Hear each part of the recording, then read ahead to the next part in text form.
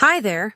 Welcome back to American Lingo Academy. I'm Luna, and today we're going to learn 10 super useful English expressions that native speakers use all the time. These are things you'll hear in everyday conversation, so let's jump right in and make your English sound more natural and confident. Number 1, bites the dust. This is an idiom. It means something breaks, fails, or stops working. We also use it when something ends or dies. It's a casual way to say that something is finished or ruined. You might hear people say this when their computer stops working, when a business closes, or even when someone loses a game. For example, imagine your old phone finally stops turning on. You've had it for years and now it won't charge anymore. You could say, well, my phone finally bit the dust. I need to buy a new one. This shows that your phone stopped working completely. Here's another one. Let's say your friend had an old car that he loved, but it kept having problems. One day the engine breaks and it's too expensive to fix. Your friend might tell you, "My car finally bit the dust. I'm so sad, but I have to sell it for parts." This means the car is done. It can't be used anymore. Number 2, you're on thin ice. This is a warning phrase or idiom. It means you're in a dangerous situation or someone is close to getting in trouble. Imagine ice on a frozen lake. If the ice is thin, you might fall through. So when we say someone is on thin ice, we mean they need to be very careful or something bad will happen. For example, imagine a student who hasn't been doing his homework and the teacher is getting frustrated. The teacher might say, "You're on thin ice. If you don't turn in your homework this week, you're going to fail my class." This is a clear warning that the student is close to serious trouble. Here's another one. Let's say you have a coworker who's always late to work. Your boss has already talked to him twice about it. You might say to your coworker, "Hey, just so you know, you're on thin ice with the boss. If you're late again, you might lose your job." You're giving a warning that the situation is serious. Number 3, chew the fat. This is an idiom. It means to have a relaxed, informal conversation with someone, usually about nothing too serious. You're just chatting and enjoying each other's company. It's like when you sit down with a friend and talk about life, the weather, what's happening. Just casual talk. For example, imagine you run into an old friend at a coffee shop. You haven't seen each other in a while, so you sit down together. After your conversation, you might say, "It was so nice to see you. We should chew the fat more often." This means you enjoyed the casual conversation and want to do it again. Here's another one. Let's say your neighbor comes over on a Saturday morning and you both end up talking on the porch for an hour. Later, your spouse asks what you were doing, and you say, "Oh, I was just chewing the fat with the neighbor. We talked about the weather, the kids, nothing important." This shows it was a light, friendly chat. Number 4, face the music. This is an idiom. It means to accept the consequences of something you did wrong. When you face the music, you take responsibility and deal with the results of your actions, even if it's uncomfortable or difficult. It's often used when someone has to admit a mistake or accept punishment. For example, imagine a teenager borrowed his parents' car without asking and got a parking ticket. Now he has to tell his parents what happened. His friend might say, "You messed up." Now you have to face the music and tell your parents the truth. This means he has to accept the consequences and be honest. Here's another one. Let's say someone at work made a big mistake on a project, and now the boss wants to talk about it. A coworker might say, "The boss knows what happened." You can't avoid it. You just have to face the music and explain what went wrong. This means the person needs to accept responsibility and deal with the situation. If you're enjoying this lesson, please hit that like button and subscribe to our channel. We upload new videos every single day to help you speak English more naturally and confidently. Let's keep going. Number 5, it happens to the best of us. This is a comforting phrase or expression. We use it to make someone feel better when they make a mistake or something goes wrong. It means that everyone makes mistakes, even really skilled or smart people. So don't feel too bad about it. For example, Imagine your friend is really embarrassed because she tripped and spilled coffee all over herself at work. You want to make her feel better, so you say, "Don't worry about it. It happens to the best of us. Everyone has clumsy moments."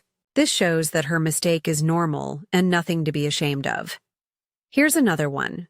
Let's say your coworker forgot an important meeting and feels terrible about it. You could say, "Hey, don't beat yourself up. It happens to the best of us. Just apologize and move on." You're telling him that forgetting things is a common mistake and he shouldn't feel so bad. Number 6. Do you feel pain? This is a direct question. We use this to ask if someone is experiencing physical pain or discomfort.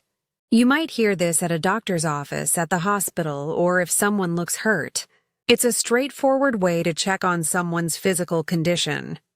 For example, imagine you're at the dentist and she's checking your teeth. She presses on one of your teeth and asks, "Do you feel pain when I press here?" She's trying to find out if that tooth is causing you any discomfort or if there's a problem.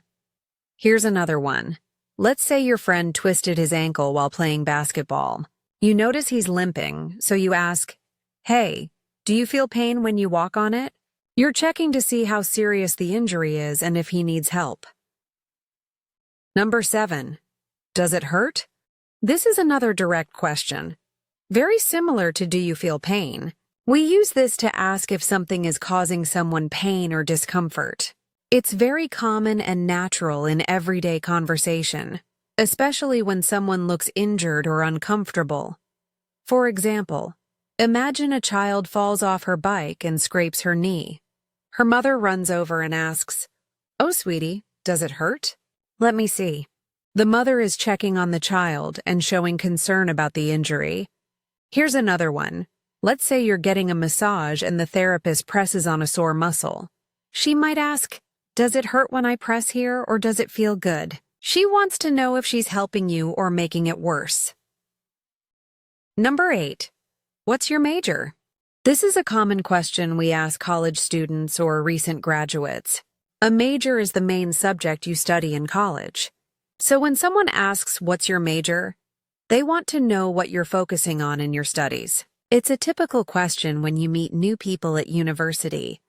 For example, imagine you're at a college party and you meet someone new. After introducing yourselves, you might ask, "So, what's your major?" The person might answer, "I'm majoring in biology. I want to be a doctor." This is a natural way to learn about someone's studies and interests. Here's another one. Let's say you're sitting next to someone in the library and you start chatting. You notice they have a lot of math books, so you ask, "Are you a math student?" "What's your major?" They might say, "Yes, I'm studying engineering." This helps you understand what they're working on. Number 9. What are you good at? This is a question we use to ask about someone's skills, talents, or strengths. It's a friendly way to learn more about a person and what they enjoy doing. You might ask this when you're getting to know someone or when you're looking for help with something.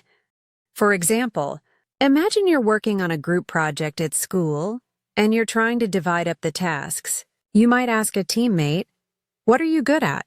Do you prefer writing or designing?" This helps you figure out who should do what based on their strengths. Here's another one. Let's say you're at a family gathering and your cousin mentions she's looking for a new job. You want to help, so you ask, "What are you good at? What kind of work do you enjoy?" This shows you care and want to understand her skills so you can offer good advice. Number 10. Finger on the pulse. This is an idiom. It means to be aware of the latest news, trends, or developments in a particular area. When someone has their finger on the pulse, they know what's happening right now, and they stay informed. It's like they can feel the heartbeat of a situation. For example, imagine your friend always knows about new restaurants, events, and things happening in the city. You might say, "You always know the coolest places to go. You really have your finger on the pulse of this city." This means she stays up to date with everything happening locally. Here's another one.